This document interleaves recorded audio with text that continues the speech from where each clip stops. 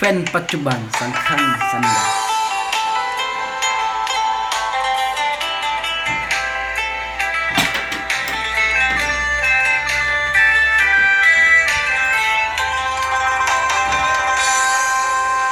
อ้ายก็มีหัวใจคือกันเด้อเจ้าเลื่อนของแฟนของเก่าอย่าเว้าดุหลายก็หูอยู่โตว่าเจ้าอย่าลืมเขานั้นบ่ได้ก็อยากให้คิดเห็นใจแฟนไม่เจ้าเด้ล่ะไอ้นี่ก็คือว่าดีกนำเจ้าทุกอย่างก็วันสิลกสิลาอดีตเขาที่ผ่านมาแต่ฟื้นด่วนเก่าบ่เป่ากันลุกมันถือคือคันเขาว่าสิให้อ้ายตายผู้หวานจึงสิลืมเขาได้แฟนใหม่ดีให้ตายก็คงบ่ได้ใจเจ้าคนเป็นแฟนเก่ายังคงใจเจ้าอยู่ทุกวันแฟนปัจจุบันมันยังสักคันสั่งได้คงเป็นแฟนใหม่ก็มีหัวใจคือกันอยู่ใจว่าสิลื่นเขาก่อนที่เฮาสิมาคงกันสรุปไอเป็นได้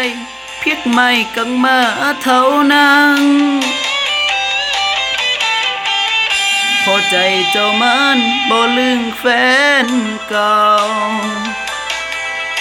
อีดงปังได้น้อเจ้า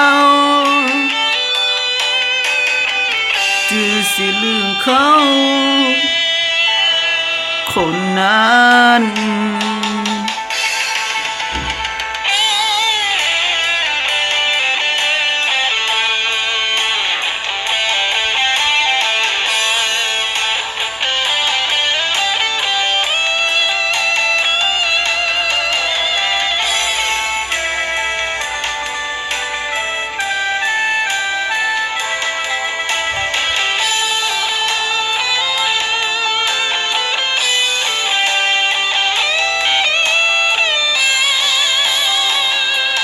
แฟ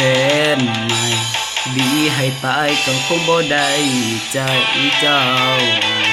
คนเป็นแฟนเก่ายังคงใจเจ้าอยู่ทุกวันแฟนปัจจุบันมันยังสำคัญสั่งได้คงเป็นแฟนใหม่ก็มีหัวใจคือกันอยู่ใส่ว่าสิลืมเขาก่อนที่เฮาสิมา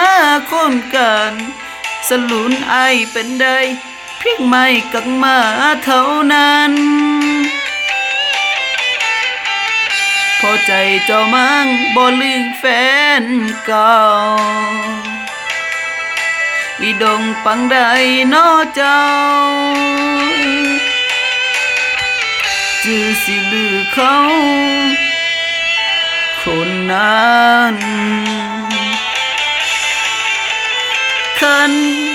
บ่ห่างก็คือบ่บอกกันดีมาตัวกันจะสิมันเจ็บหูบ่ข้างคนดีไอมันยังมีบ่พอไอกะสิคงคืนใจให้เจ้าหากแฟนไม่จะไอมันบ่ดีสร้างเขาก็กางไปเอาแฟนเก่าซาลา